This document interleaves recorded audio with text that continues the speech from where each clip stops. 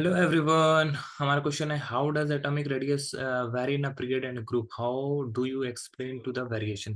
अब देखो बोल रहा है कि एटॉमिक रेडियस ग्रुप में और पीरियड में कैसे वेरी करेगा, ये हम लोग को बताना है। तो अगर हम लोग ग्रुप की बात करते हैं, पहले समझ लो ग्रुप की बात करते हैं। तो ग्रुप में हम लोग तीन एलिमेंट लेते हैं, लिथियम, सोडियम एंड पोटेशियम। तो लिथियम का एटॉमिक नंबर 3, इसका एटॉमिक नंबर 11, इसका एटॉमिक नंबर 19। इसका इलेक्ट्रॉनिक कॉन्फ़िगरेशन 1s2 2s1। ठीक है, या फिर ऐसे लिख सकते हो 2 1, इसका इलेक्ट्रॉनिक कॉन्फ़िगरेशन 2 8 1, इसका इलेक्ट्रॉनिक कॉन्फ़िगरेशन 2 8 8 1। तो यहाँ पे नंबर ऑफ सेल कितना है? 2। यहाँ पे नंबर ऑफ सेल कितना है? 3। यहाँ पे नंबर ऑफ सेल कितना है? 4।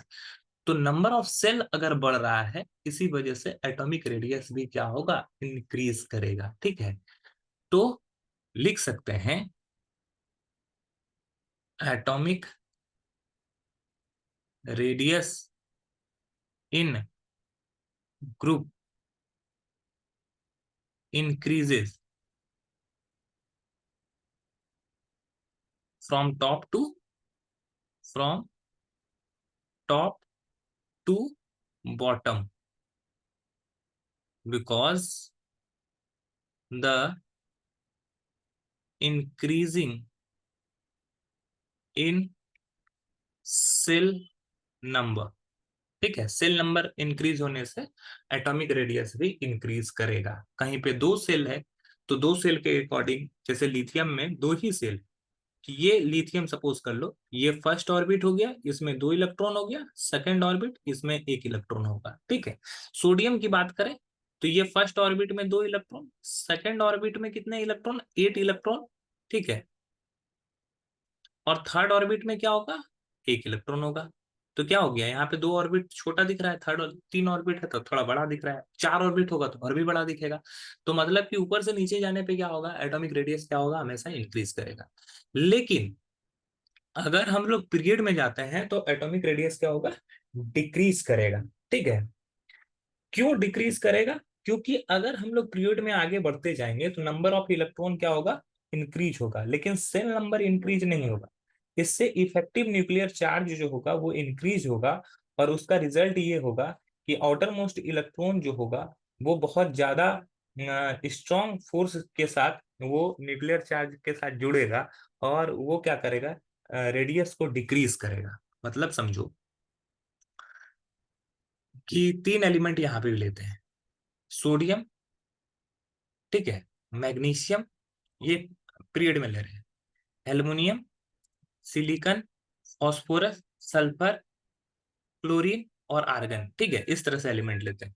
ये 11, ये 12, 13, 14, 15, 16, 17, 18। Electronic configuration 2 8 1, 2 8 2, 2 8 3, 2 8 4, 2 8 5, 2 8 6, 2 8 7, 2 8 8। ठीक है, इस तरह से इलेक्ट्रॉनिक कॉन्फ़िगरेशन है। तो नंबर ऑफ सेल सब में कितना है? 3। नंबर ऑफ सेल तो चेंज नहीं हो रहा, लेकिन number of electron in valence shell change हो रहा है। वैलेंस सेल में एक में पहले 1 इलेक्ट्रॉन था, फिर 2 इलेक्ट्रॉन हुआ, फिर 3 इलेक्ट्रॉन हुआ, फिर 4 इलेक्ट्रॉन हुआ, 5 इलेक्ट्रॉन हुआ, 6 इलेक्ट्रॉन हो गया, 7 इलेक्ट्रॉन हो गया, 8 इलेक्ट्रॉन हो गया। तो नंबर ऑफ इलेक्ट्रॉन क्या हो रहा है? इंक्रीज हो रहा है। तो नंबर ऑफ इलेक्ट्रॉन जब होगा तो इलेक्ट्रॉन पर निगेटिव चार्ज, और न्यूक्लियस में क्या होता है? न्यूक्लियस में हो जाता है पॉजिटिव चार्ज। तो दोनों के बीच में क्या होगा? अट्रैक्शन होगा, क्योंकि एक पॉजिटिव है एक निगेटिव है, दोनों के बीच में अट्रैक्शन होगा। तो न्यूक्लियस से क्या होगा? अट्रैक्शन बढ़ेगा, जिससे न्यूक्लियर चार्ज बोलते हैं। तो न्यूक्लियर चार्ज क्या होगा? बहुत ज्यादा नंबर ऑफ इलेक्ट्रॉन बढ़ने से न्यूक्लियर चार्ज जो होगा वो ज्यादा लगता जाएगा। ठीक है, सिंपल सा चीज समझो कि सोडियम है, सोडियम के आउटर मोस्ट सेल में, सब सिर्फ आउटर मोस्ट सेल के बारे में बात कर रहा हूँ, सिर्फ आउटर मोस्ट सेल में, इसमें सिर्फ और सिर्फ 1 इलेक्ट्रॉन है। तो ये 1 इलेक्ट्रॉन क्या होगा? न्यूक्लियर, यानी कि इसमें एनर्जी लगाएगा न्यूक्लियस के नजदीक जाने के लिए। अब क्लोरीन की बात करते हैं। क्लोरीन के आउटर मोस्ट सेल में 7 इलेक्ट्रॉन है। 7 इलेक्ट्रॉन है, 1 2 3 4 5 6 7। ये सातों के सातों क्या होगा? सेंटर की तरफ जाने की कोशिश करेगा, क्योंकि यहाँ पर सेंटर की तरफ से पॉजिटिव चार्ज है, और पॉजिटिव चार्ज होने की वजह से क्या होगा कि सभी के सभी उसके तरफ अट्रैक्ट होंगे। ठीक है। तो क्या होगा, ये सातों जब एनर्जी लगाएंगे तो वो क्या करता है, वो डिस्टेंस को कम कर देता है। ठीक है, यहाँ पर एक इलेक्ट्रॉन एनर्जी लगा रहा है और यहाँ पे 7 इलेक्ट्रॉन एनर्जी लगा रहा है, तो 7 इलेक्ट्रॉन एनर्जी क्या करता है, वो दोनों के बीच के डिस्टेंस को थोड़ा सा कम कर देता है। तो क्या हो रहा है कि इलेक्ट्रॉन की डेंसिटी के बढ़ने से क्या हो रहा है, डिस्टेंस क्या होता है, थोड़ा कम होता चला जाता है। इसी वजह से यहाँ पर एटॉमिक साइज क्या होता है, डिक्रीज होता है। एटॉमिक, तो लिख सकते हैं atomic radius decreases in period. Atomic radius decreases in period because of